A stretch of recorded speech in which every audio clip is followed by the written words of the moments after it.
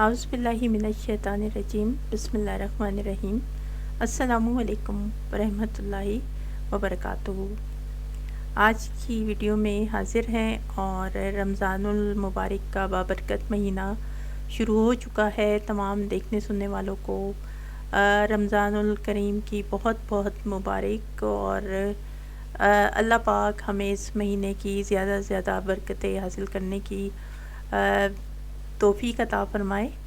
اور آج جو ہے سلسلہ وہیں سے شروع کریں گے، یعنی سیرت المہدی کے جو اگلے حوالہ جات تھے ہمارے، جلد دویم تھی اور حصہ چہارم تھا، وہ آج آپ کے سامنے پیش کیے جائیں گے۔ اور پہلے ان حوالوں کو دیکھتے ہیں۔ آج کا ہمارا پہلا حوالہ ہے سیرت المہدی جلد دویم صفحہ 96 اور حصہ چہارم کا 1123 کا حوالہ ہے۔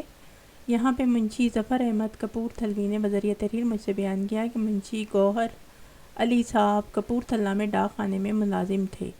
2.5 روپیہ ان کی پینشن ہوئی، گزارا ان کا بہت تنگ تھا۔ وہ جالندھر اپنے مسکن پر چلے گئے۔ انہوں نے مجھے خط لکھا کہ جب تم قادیان جاؤ تو مجھے ساتھ لے جانا۔ وہ بڑے مخلص احمدی تھی، چنانچہ میں جب قادیان جانے لگا تو ان کو ساتھ لینے کے لیے جالندھر گیا۔ وہ بہت متواضع آدمی تھے۔ میرے لیے انہوں نے پرتکلف کھانا پکوایا اور مجھے یہ پتہ لگا کہ انہوں نے کوئی برتن وغیرہ بیچ کر دعوت کا سامان کیا ہے۔ میں نے رات کو خواب میں دیکھا کہ ہم حج کو جاتے ہیں اور راستے میں جہاز راستے سے اتر گیا۔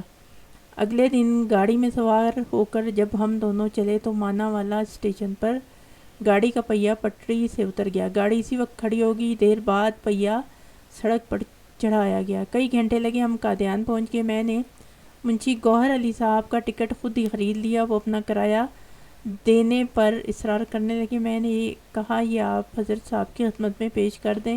چنانچہ 2 روپے انہوں نے حضرت صاحب کی خدمت میں پیش کر دیے۔ 8-10 دن رہ کر جب ہم واپسی کے لیے اجازت لینے گئے تو حضور نے اجازت فرمائی اور منشی صاحب کو کہا کہ ذرا ٹھہریے۔ پھر آپ نے 10 یا 15 روپے منشی صاحب کو لا کر دیے۔ منشی صاحب رونے لگے اور عرض کی کہ حضور مجھے خدمت کرنی چاہیے یا میں حضور سے لوں۔ حضرت نے کہا مجھے ارشاد فرمایا کہ یہ آپ کے دوست ہیں، آپ انہیں سمجھائیں۔ پھر میرے سمجھانے پر ان میں برکت ہے، انہوں نے لے لیا اور ہم چلے ہیں، حالانکہ حضرت صاحب کو منشی صاحب کی حالت کا بالکل علم نہ تھا۔ اب یہاں ہم دیکھ رہے ہیں اس حوالے میں کہ ایک بہت انتہائی غریب آدمی ہے جس کی پینشن جو تھی، بے شک اس وقت 1 روپیہ یا کافی پیسے ہوتے تھے، لیکن 2.5 روپیہ جو تھی اس کی پینشن تھی، اور اس میں سے بھی وہ جو ہے 2 روپے مرزا قادیانی کو دے رہا ہے، یعنی اپنے پورا خرچہ جو تھا وہ مہینے کا وہ اٹھا کے مرزا قادیانی کی خدمت میں دے رہا ہے۔ اور بندہ جو ہے آگے سے وہ کہہ رہا ہے کہ ہم نے کہا کہ اب کہتا ہے اسٹیشن پہ جب میں اس کو قادیان لینے گیا تو میں نے دیکھا کہ حج پہ جا رہے ہیں، راستے میں جہاز اتر گیا۔ پھر اگلے دن ہم دونوں سوار ہو کر جو ہے گاڑی کے ذریعے قادیان جانے کے لیے تو وہ اسٹیشن ایک آیا تو وہاں پہ پہیہ جو ہے ریل گاڑی کا وہ پٹری سے اتر گیا اور گاڑی کھڑی رہی۔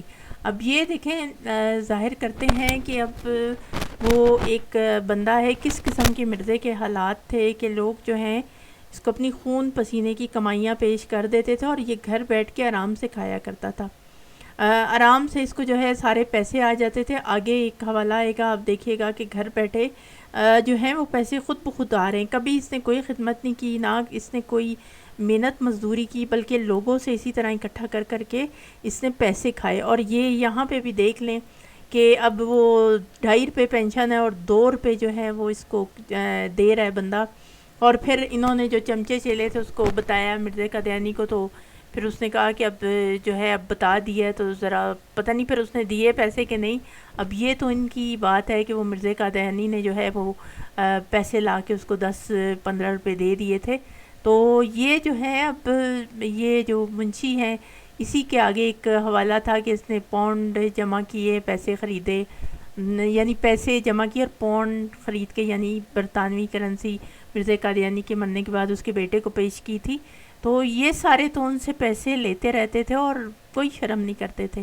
آج تک بھی جو ہے وہ یہی چندوں کا سسٹم ہے اور پیسے اسی طرح غریبوں سے لوٹ لوٹ کے جو ہیں وہ یہ قادیانی کھائے جا رہے ہیں۔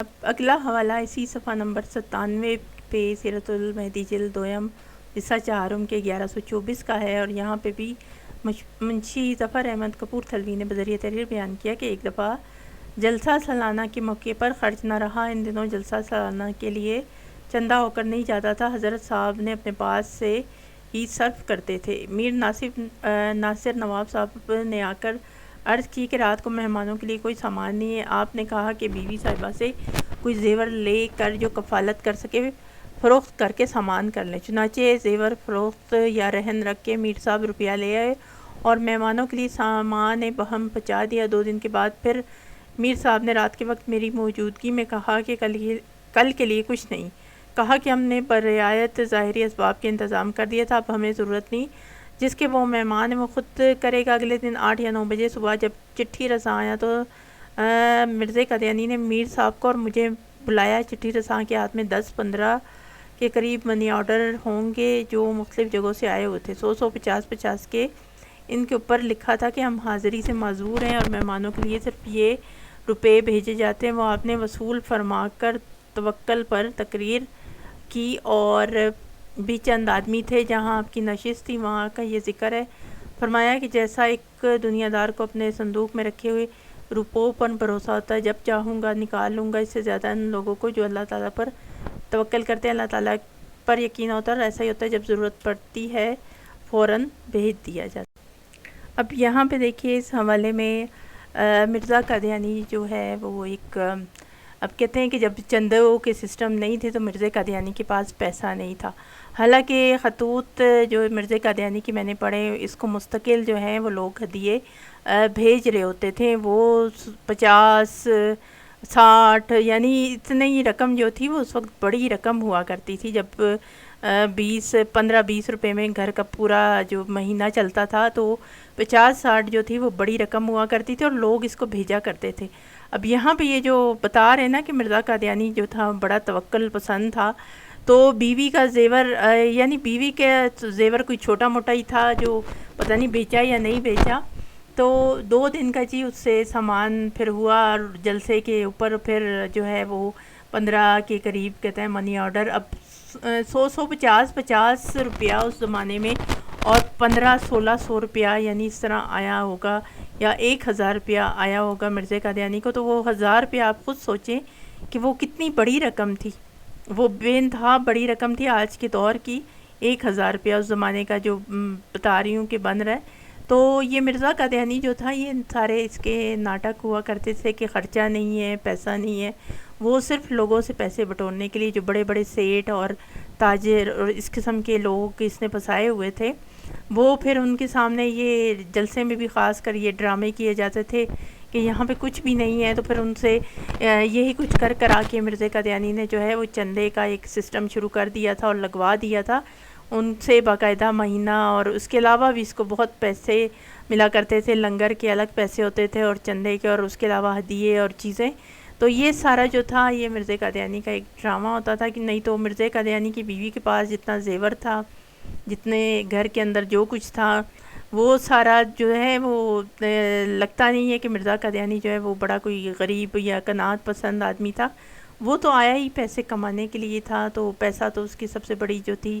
وہ ضرورت تھی اور اس کو دلچسپی بھی تھی، تو پیسے کے لیے تو اس نے سارا کھیل شروع کیا ہوا تھا، تو یہ پیسے کا ہی سارا چکر تھا، ورنہ مرزا قادیانی کے پاس پیسوں کی کمی نہیں تھی، اور ڈھیروں جو ہے صندوق کے اندر جو اس نے تالے کیوں لگائے ہوتے تھے، ورنہ خالی صندوقوں کو کون تالے لگاتا ہے، تو یہ مرزا قادیانی جو تھا وہ اسی طرح لوگوں کو دجل و فریب دیا کرتا تھا۔ یہ آج کی ہماری ویڈیو تھی، چینل کو سبسکرائب کر لیجئے اور ویڈیو کو زیادہ سے زیادہ لائک اور شیئر کیجیے گا، اور اگلے حوالوں کے ساتھ اگلی ویڈیو میں حاضر ہوں گے، تب تک کے لیے السلام علیکم ورحمۃ اللہ وبرکاتہ۔